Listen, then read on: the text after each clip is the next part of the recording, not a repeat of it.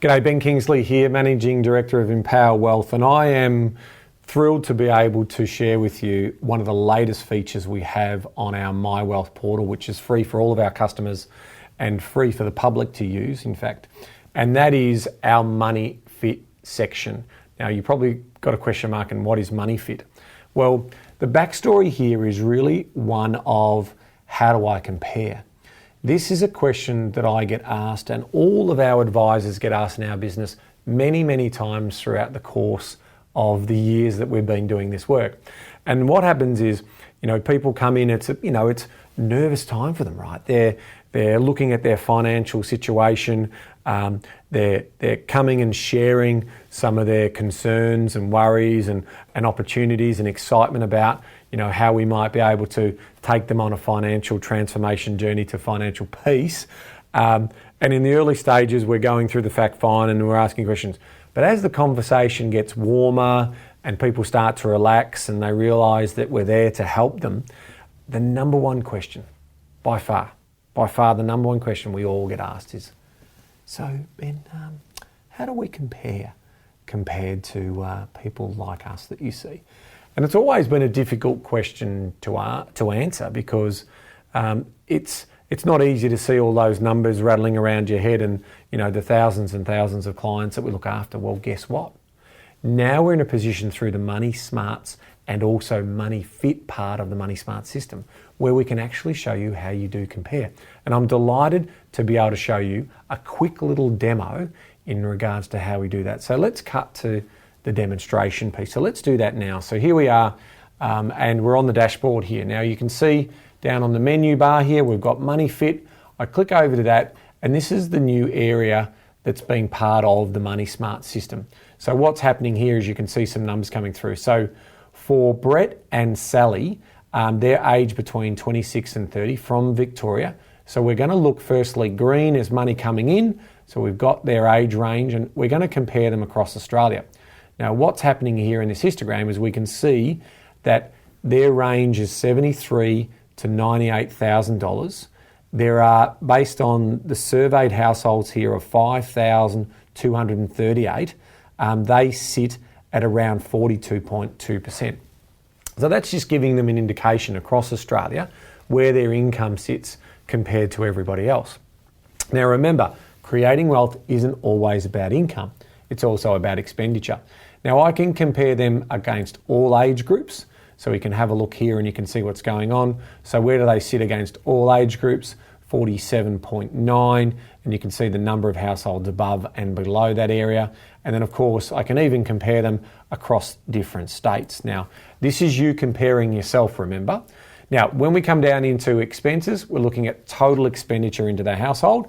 So again, I'm going to start with their age range because I think it's only fair to look at age range brackets to get a fair comparison of your situation. And now you can also see from an expenditure point of view, in terms of their age range, their total expenditure across the household is actually only 12.9%. So that's very, very good. So there's 2,892 households that are above them, but only 535 households below. Now you've got to be happy with that if you're in that bottom 25% quartile, because from an expenditure point of view, that's where you want to be. And of course, from an income point of view, you'd love to be high, but really the most important thing is how you're trapping your surplus. So we go down in, and this is where I'm really excited. This bit here for me is where we think we're going to help with changing behavior. So, again, coming back to the thousands and thousands of consultations that I've had, it's one of the big questions that I get asked all the time. How do we compare for people who spend on their kids? How do we compare to spending on household? How do we compare to spending on groceries, electricity, entertainment, hobbies, etc., etc.? So this is where you can do that. So I'm going to start off by going to all ages. So I'm doing a national search here and I'm going to select my expense item. So to start with, I'm going to do groceries.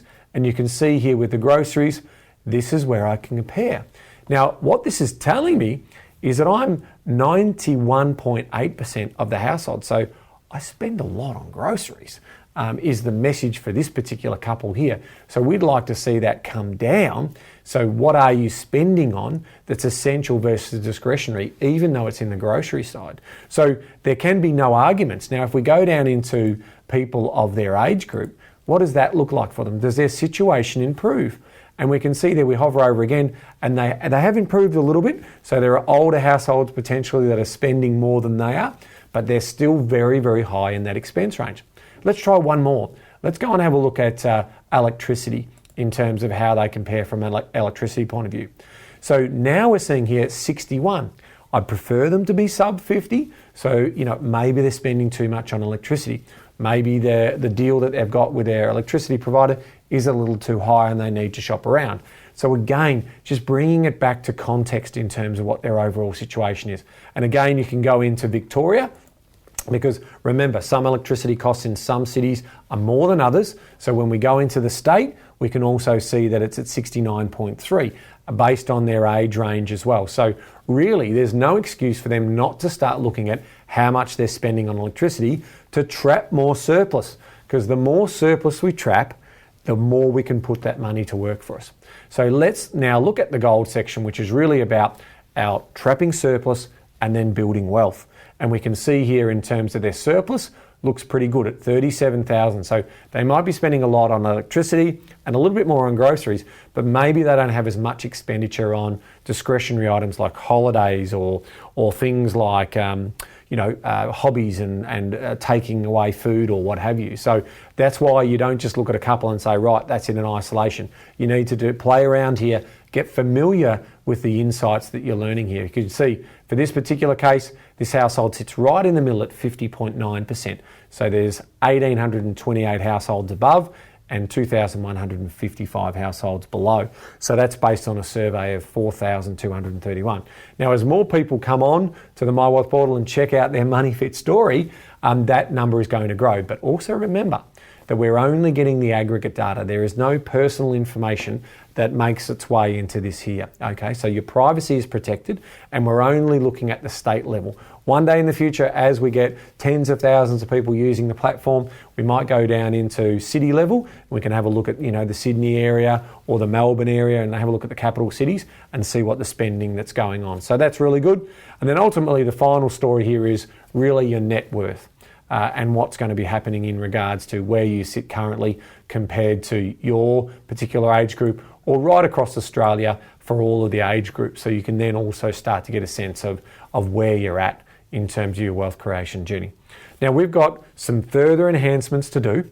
As I said, we were beta testing this, kicking the tires on, but I'm delighted to say it's now live and available, and there will be more features that we'll be adding over the course of the next 12 months. So that's an exciting thing. I hope you can compare yourself, scratch that itch of curiosity around your circumstances, have a little bit of a play in terms of your money matching. How do you compare?